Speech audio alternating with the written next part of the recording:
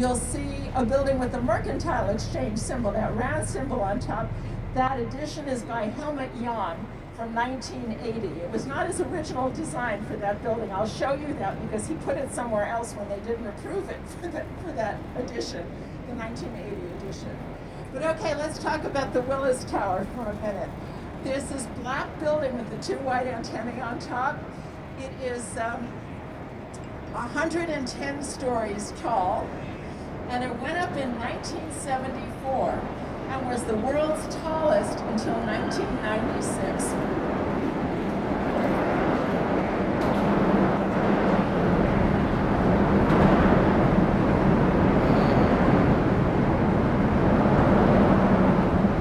We're getting close enough so that you can notice that this building by Skidmore, Owings and Merrill, architect Bruce Graham, and engineer Fazlur Khan from Bangladesh, it's not one building. It's 9 buildings. It's called a bundled tube construction. It's 9 tubular towers with all the steel around the outside and binding them by 2s and 3s to one another, and only the top 2, the middle one, and the one on the river least windy side go all the way to 110 stories. And that's how, in unity there is strength. If you try to break one stick, easy. Try to break a bundle of sticks, probably can't do it. So 1974, bundle tube construction, tallest in the world for 22 years. To your right is a building that's like the anti-Sears Tower from 1990, the pink building, rounded, windows going in every different direction and every different size, and pink. So this is like the anti-Sears. It's a postmodern building that's definitely saying, I am not the Sears Tower. Kohn Pedersen Fox, 311 South Wacker. To your right is a map, and you see the red rectangle that shows where we are on the river. We're going north or to the top, to the crux of the Y, and we're going to take a right turn back down the main stem where we get to see the buildings on the other side, like I promised. Now you know why the symbol of Chicago is the letter Y. It looks just like the river. To your right after the building that says Walgreens, is a building that looks like it's got a triangle poking out of another part of the building. That building is actually a 4-sided building with 2 towers, and the taller one is, it's like the hypotenuse of the building. So it's like 2 triangular towers, one of them taller than the other. And it was a way of maximizing floor space. And who designed it? That sail-loving architect, Harry Weiss, in 1981. And look what he did with the columns for the building. He made them look like triangles as well. And the glass at the base is also sort of drawn to a point. So this building is from 1981. And the triangle was kind of the salvation for getting a lot of space per square floor. And he wanted to show off that solution to his building problem. He tried 19 times to get that much space on each floor. To your left, you'll notice perhaps some trains underneath the street and underneath the building. We are a big railroad town to this day, so there's a lot of lines of railroad, the Amtrak and our commuter rail, and all these buildings are built over the railroad tracks, over what's called the air rights of the railroads. And one of the architects and engineers or firms that were doing a building on the railroad tracks or over the railroad tracks had a particular challenge, and it's for the Boeing building. Directly to the right of the red brick building that says "Go-Go" on it with the clock, and the part that juts out, that's closest to us, that has bridge-like triangles and trusses on the top, that part is right over a bend in the railroad track.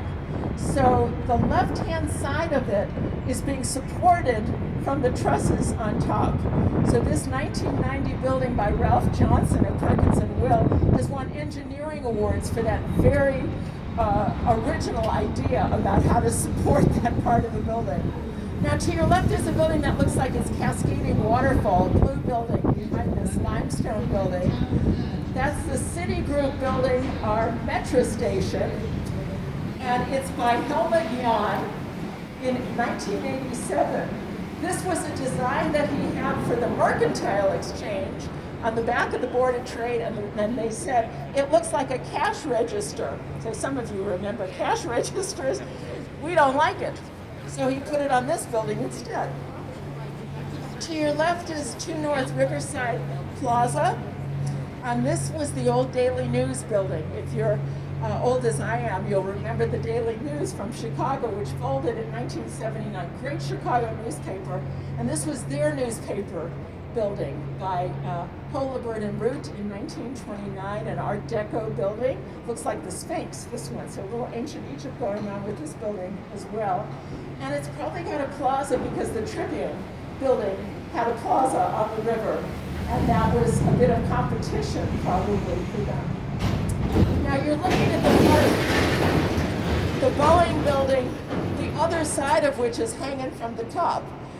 And the architect was asked, why didn't you cover up the trusses? Usually, someone might do that, put a roof on, and you wouldn't have to see them. And he said, oh, they look just like the city's bridges. So he wanted to make a reference to the location on the river. And this building has won engineering awards because it's quite a unique way of solving a problem. Now to your left, the red brick building is a warehouse to your house.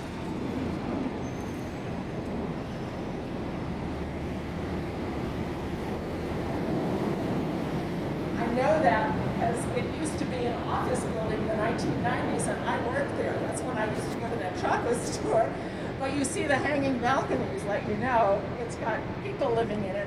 They thought they would have that view forever because no one for, I think, about 100 years had built on this little sliver of property until the engineering became available to do that. So I guess the rule is you can buy a view, but you may not get to keep the view. So they have a different view now. Fortunately, we have a different idea of building, and we're not sort of squatting in front of other things, but trying to leave a lot more green space, a lot more public space, a lot friendlier to people and friendlier to the environment. Cities, from being polluters of the river, we're now trying to make it up. So LEED stands for Leadership in Energy and Environmental Design, and all of these newer buildings have LEED qualification as either silver, gold, or platinum. And Wolf Point West to your left of the crane, and the other 2 Wolf Point buildings. These first 2 that have gone up are residences.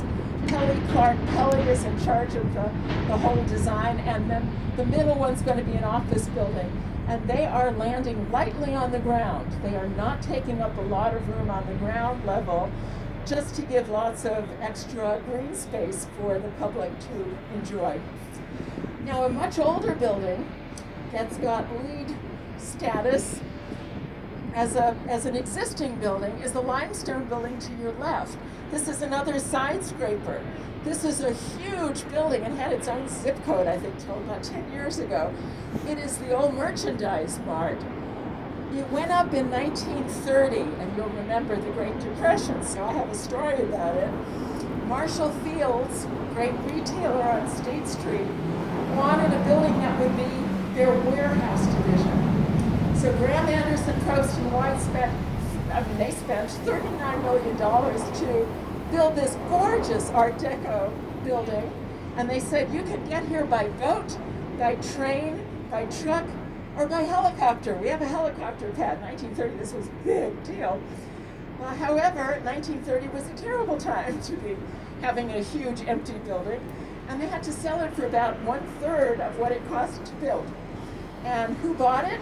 Joseph P. Kennedy, father of President John F. Kennedy, and he made it into this one-stop shopping for very high-end design, the Merchandise Mart. Today it's rebranding itself as the Mart 2.0 or something like that, the Mart. So it's not just furniture, but you can still get high-end furniture, And it's a beautiful Art Deco building. And the main thing about it is it's LEED Silver certified. Building that's almost 100 years old, not too old to thinking about the environment. To your left, this glassy building over Chicago Cut Steakhouse is LEED Platinum, 2009, Picard and Chilton, 300 North LaSalle. It's got thermal windows, probably efficient plumbing fixtures. It's got a green roof, which you can't see the plants hanging down, but it uses river water to cool the building, filters it to make it cleaner, puts it back in the river, cleaner than it was before. So great for them. LEED Platinum, best of all. On your left is an old grocery warehouse. So on the main branch of the river, things are very beautiful from 100 years ago. This has gorgeous brickwork. If you look at the top of the building, you see beautiful detail. And again, that clock tower let the employees know if they were late for work, because nobody had iPhones or wristwatches. And it's a water tower. So George Nimmons designed this building, and it was traffic court for a while in the last century. And it got part of its side locked off in the back of the building because LaSalle Street was widened, so it's not quite symmetrical. 1914. I want to take a quick detour to something that I hope is, well, it's not as gleaming in the sunlight because it's behind it. There's a cloud there, but to your right, ahead of the Jewelers building with those towers, those little dome top towers, is a green building with a lot of gold detail at the top, including what looks like a gold cork in a bottle. That was supposed to look like a champagne bottle. The architects were Daniel Burnham's sons, who became architects, and they were told to make it look like a champagne bottle. 1929, it was the roaring 20s. So this was the home of Carbide and Carbon that designed the world's first alkaline batteries. Today it's a hotel, boutique hotel, the St. Jane. It was the Hard Rock for a while. To your left are buildings by the architect that liked working in the round, Bertrand Goldberg. Marina City. These were masterpieces from the 1960s, finished I think around 1965 or 67. Marina City. People called them the corncob buildings, but he actually thought of them as sunflowers. And the apartments are pie-shaped, and these were homes for the janitors union. So these were moderately priced apartments back in the day, and now they're very expensive condos. Still very popular. Across the bridge is the work of Bertrand Goldberg's teacher, who was all about right angles and making steel and glass beautiful, Mies van der Rohe. It's a very tall building, his tallest in the United States. In Toronto, the TP Tower is about the same height and looks about the same. And it's very graceful compared to many of these modern buildings. So this is a good example of this mid-century modernism. It's today the AMA Plaza, used to be the IBM Plaza, also home of a very fancy hotel called Langham Hotel. Mies van der Rohe, beautiful example of mid-century modernism. To your left is the Trump Tower, and this went up in 2009. And Chicago really embraced it, and I have to tell you why. It's because it replaced a building that was about 6 stories tall and was just a sort of a dumpy building. It was a newspaper building for the Sun-Times, and no one lamented that one being torn down. And this one is quite lovely for reasons that I will describe to you a little bit later. It is a concrete core building with outriggers, like big arms that stretch out on the mechanical floors where there are no windows, to hold this building firm and tall against the wind. They had to use a special machine to shoot this liquid concrete up to the top floors, because this is our city's second tallest building after the Willis Tower.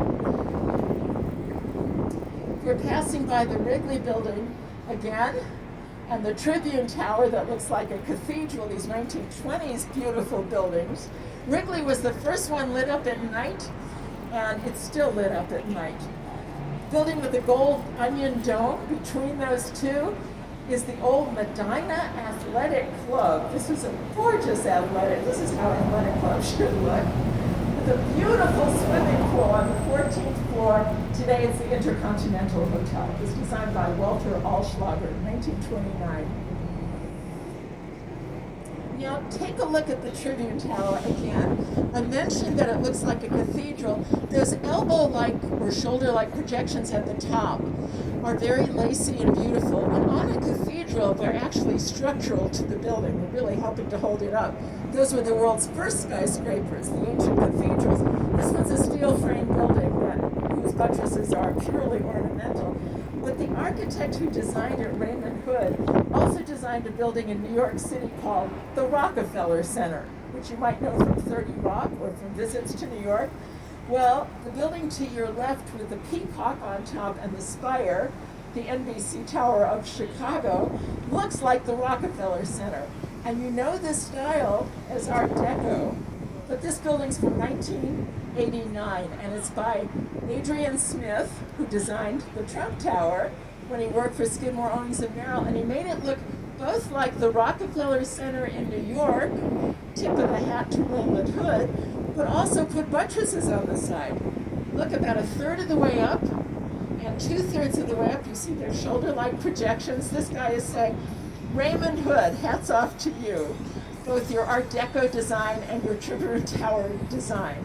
So postmodernism sometimes says hats off to another architect.